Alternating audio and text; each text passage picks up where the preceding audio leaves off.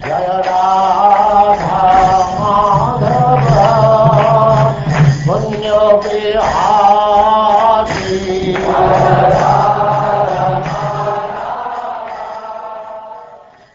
And now chapter 79.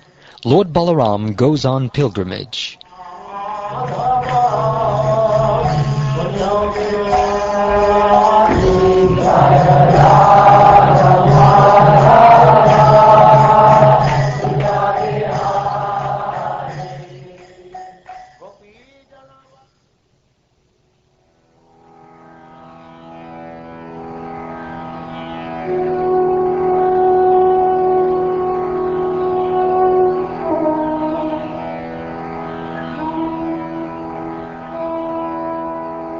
Shukdeva Goswami said, "Then on the new moon day, O king, a fierce and frightening wind arose, scattering dust all about and spreading the smell of pus everywhere. Next, onto the sacrificial arena came a downpour of abominable things sent by Balbala, after which the demon himself appeared, trident in hand.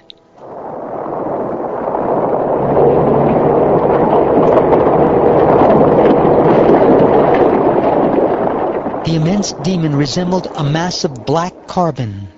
His top knot and beard were like molten copper, and his face had horrible fangs and furrowed eyebrows. Upon seeing him, Lord Balaram thought of his club, which tears to pieces his enemies' armies, and his plough weapon, which punishes the demons. Thus summoned, his two weapons appeared before him at once. With the tip of his plough, Lord Balaram caught hold of the demon Balbala as he flew through the sky, and with his club the Lord angrily struck that harasser of Brahmins on the head. Balbala cried out in agony and fell to the ground, his forehead cracked open and gushing blood. He resembled a red mountain struck by a lightning bolt.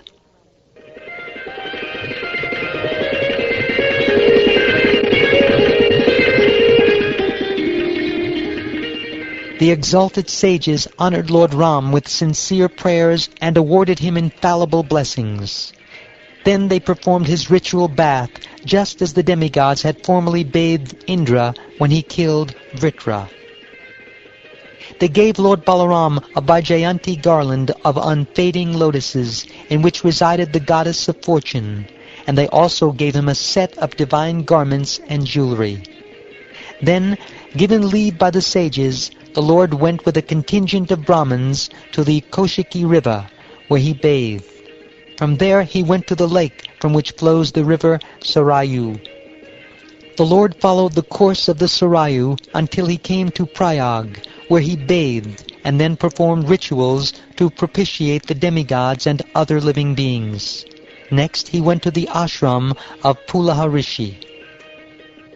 Lord Balaram bathed in the Gomati, Gandaki, and Vipasha rivers, and also immersed himself in the Shona. He went to Gaya, where he worshipped his forefathers, and to the mouth of the Ganges, where he performed purifying ablutions. At Mount Mahendra, he saw Lord Parashuram and offered him prayers, and then he bathed in the 7 branches of the Godavari river, and also in the rivers Vena, Pampa, and Bhimarati. Then Lord Balaram met Lord Skanda and visited Sri Shaila, the abode of Lord Girisha. In the southern provinces, known as Dravida Desh, the Supreme Lord saw the sacred Venkata Hill, as well as the cities of Kamakoshni and Kanchi, the exalted Kaveri River, and the most holy Sri Ranga, where Lord Krishna has manifested himself. From there he went to Rishabha mountain, where Lord Krishna also lives, and to the southern Mathura. Then he came to Setubanda, where the most grievous sins are destroyed.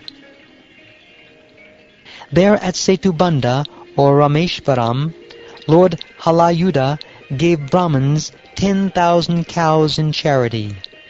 He then visited the Kritamala and Tamraparni rivers, and the great Malya mountains. In the Malya range, Lord Balaram found Agastya Rishi sitting in meditation. After bowing down to the sage, the Lord offered him prayers and then received blessings from him. Taking leave from Agastya, he proceeded to the shore of the southern ocean, where he saw goddess Durga in her form of Kanyakumari. Next he went to Palguna Tirtha and bathed in the sacred Panchapsara lake, where Lord Vishnu had directly manifested himself. At this place he gave away another 10,000 cows. The Supreme Lord then traveled through the kingdoms of Kerala and Trigarta, visiting Lord Shiva's sacred city of Gokarna, where Lord Durujati or Shiva directly manifests himself. After also visiting goddess Parvati, who dwells on an island, Lord Balaram went to the holy district of Shurparaka and bathed in the Tapi, Payoshni, and Nirvindya rivers. He next entered the Dandaka forest and went to the river Reva, along which the city of Mahishmati is found. Then he bathed at Manu Tirtha and finally returned to Prabhasa. The Lord heard from some Brahmins how all the kings involved in the battle between the Kurus and Pandavas had been killed. From this he concluded that the earth was now relieved of her burden. Wanting to stop the club fight then raging between Bhima and Duryodhana on the battlefield, Lord Balaram went to Kurukshetra. When Yudhishthir, Lord Krishna, Arjun, and the twin brothers Nakula and Sahadeva saw Lord Balaram, they offered him respectful obeisances, but said nothing, thinking, "What has he come here to tell us?"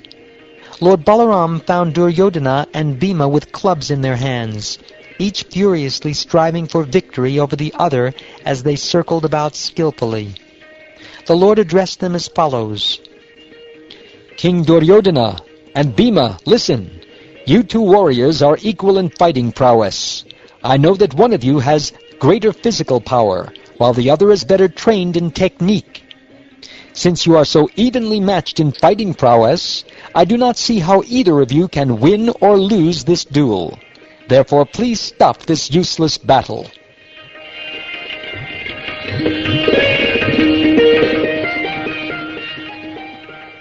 They did not accept Lord Balaram's request, O king, although it was logical, for their mutual enmity was irrevocable. Each of them constantly remembered the insults and injuries he had suffered from the other. Concluding that the battle was the arrangement of fate, Lord Balaram went back to Dwarka. There he was greeted by Ugrasena and his other relatives, who were all delighted to see him. Later, Lord Balaram returned to Naimisharanya, where the sages joyfully engaged him, the embodiment of all sacrifice, in performing various kinds of Vedic sacrifice. Lord Balaram was now retired from warfare. The all-powerful Lord Balaram bestowed upon the sages pure spiritual knowledge, by which they could see the whole universe within him, and also see him pervading everything. After executing with his wife the Avabrita ablutions, the beautifully dressed and ornamented Lord Balaram, encircled by his immediate family and other relatives and friends, looked as splendid as the moon surrounded by its effulgent rays. Countless other such pastimes were performed by mighty Balaram, the unlimited and immeasurable Supreme Lord, whose mystic Yogamaya power makes him appear to be a human being. All the activities of the unlimited Lord Balaram are amazing. Anyone who regularly remembers them at dawn and dusk will become very dear to the Supreme Personality of Godhead, Sri Vishnu.